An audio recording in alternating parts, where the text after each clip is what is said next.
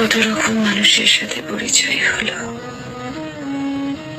আবার কত মানুষের চেহারাটাও ভুলে গেছি। মানুষের চুপচাপ ধীরে ধীরে চোখের সামনে থেকে আড়াল হওয়া দেখে এখন আর অবাক লাগে না।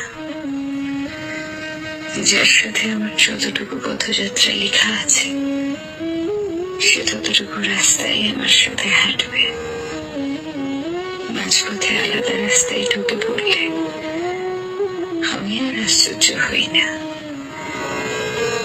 কারণ চির বাস্তব হলো মানুষ তার পছন্দের জায়গায় ছুটে যাবেই।